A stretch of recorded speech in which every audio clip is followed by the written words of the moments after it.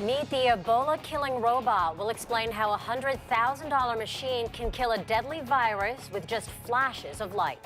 And firefighters pull both a man and a dog from this burning home, how badly they were hurt.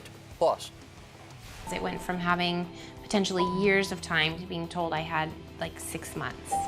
6 months left to live, but she's choosing to die in just weeks. Meet California native Brittany Maynard and hear her explain her choice.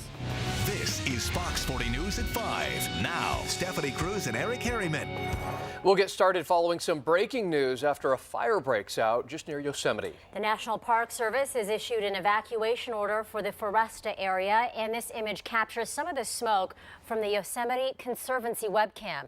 At least 130 acres have burned, and this is being called the Dog Rock Fire. We'll keep an eye on it throughout our newscast and bring you any new developments. In court for the first time today, the woman who was unconscious in a Rancho Cordova hotel room when police got there. They came to arrest Thomas Price that day, who was the principal at a prestigious private school in Marin County. Now both Price and Brittany Hall are under arrest on drug charges. Zorine Adamji was in court when Hall appeared for the first time today. She joins us live from downtown Sacramento.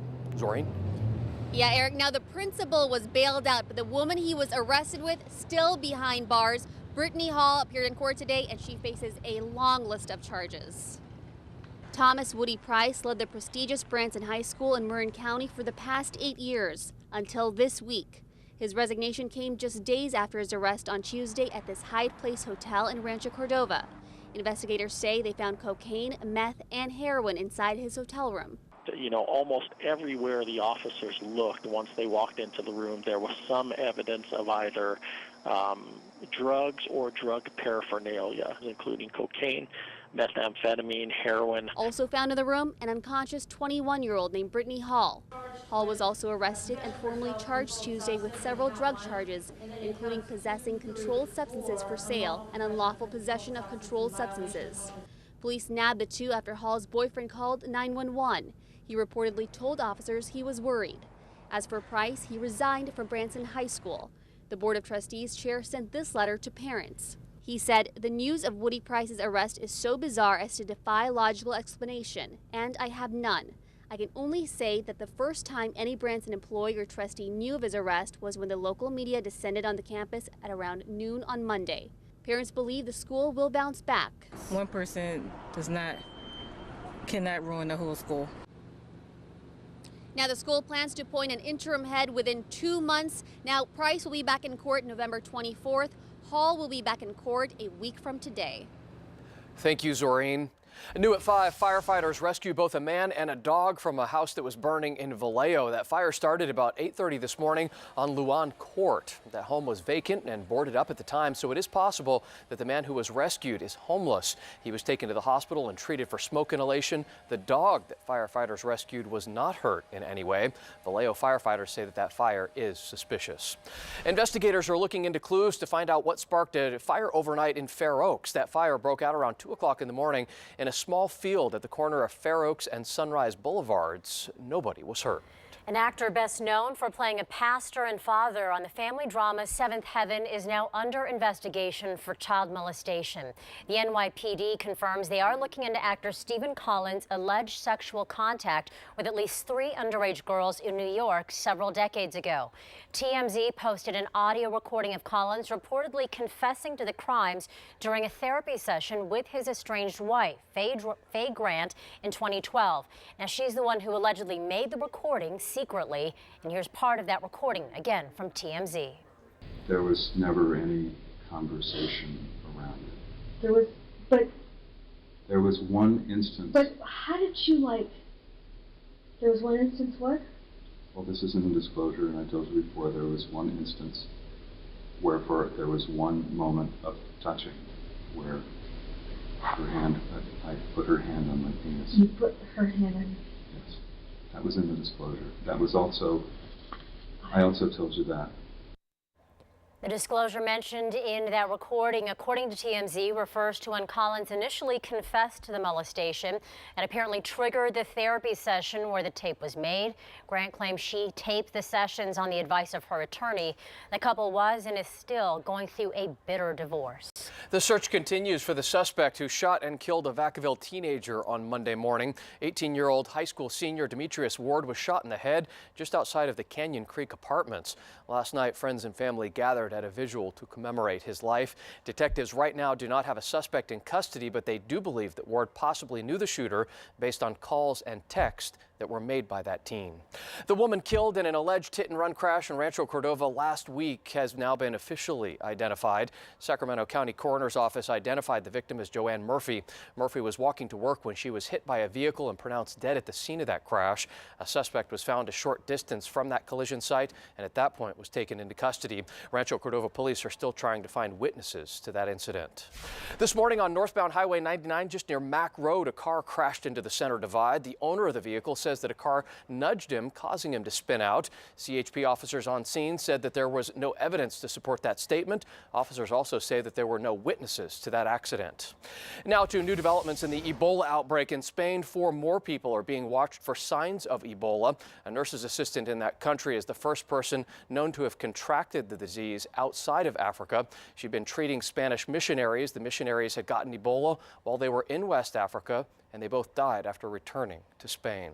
Here in the United States, though, the Ebola patient in Texas, Thomas Eric Duncan, remains in critical condition today. Today, the hospital says that he is in stable condition on a ventilator and receiving dialysis as well. His liver function has improved dramatically. Doctors are monitoring the health of about 50 people who Duncan was in contact with while he was contagious. None of them, though, have showed any symptoms of that disease. And in Texas, one hospital is using an Ebola-killing robot.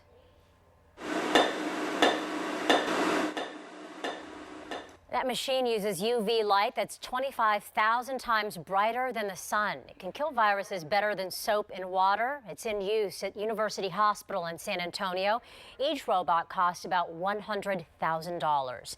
The U.S. is preparing to screen passengers for the disease now at airports. Nothing's off the table in terms of keeping Americans safe, except doing things that might actually backfire and make Americans less safe.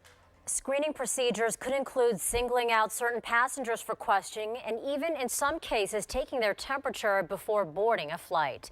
When it comes to Ebola, no one is immune no matter where you live. But how concerned are we about everything that's happening?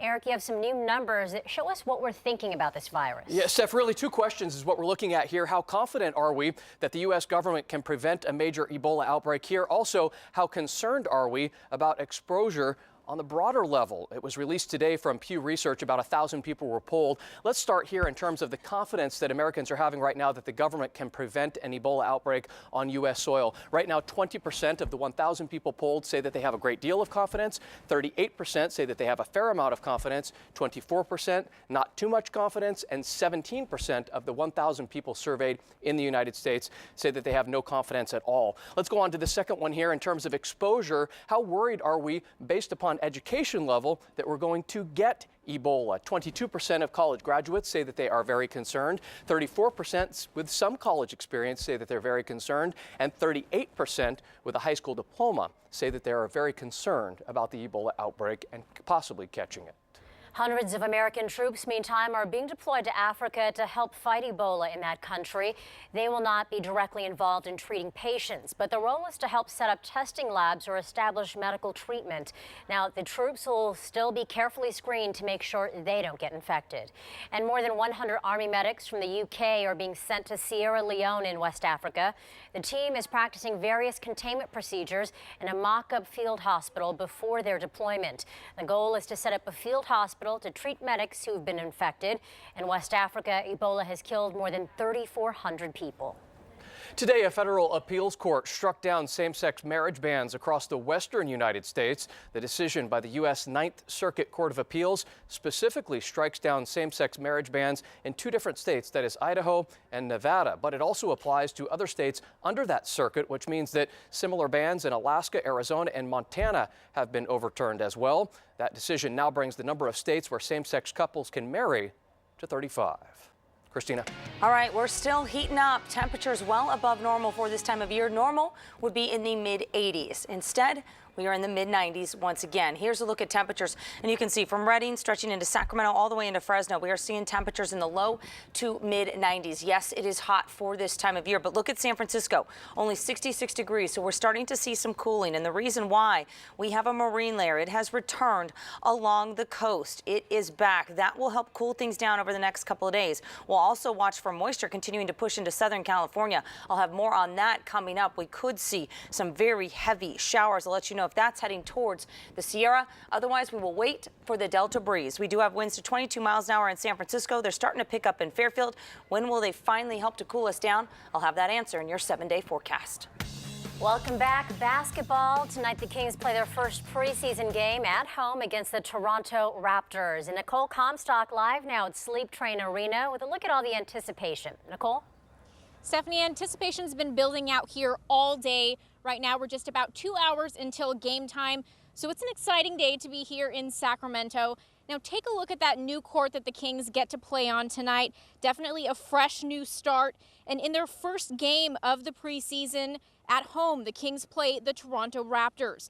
Fans lined up at ticket counters this morning to get their hands on as many as they could. And part of the reason today, the Kings announced that 38 home game tickets went on sale, starting at just $15. Now, a lot of people we talked to said they were coming out here tonight in big groups, so they'll definitely be able to make more noise. And I love Sacramento King. It's my thing, all the way, baby. And I feel just a big sense of pride that the Kings are our team, they're Sacramento's team. And just awesome to see the new arena being built, that downtown area. It's really, really an exciting time for Kings, so I'm excited. Now, just about all the Kings fans we spoke with today said they can't wait for that new arena to get up and running downtown.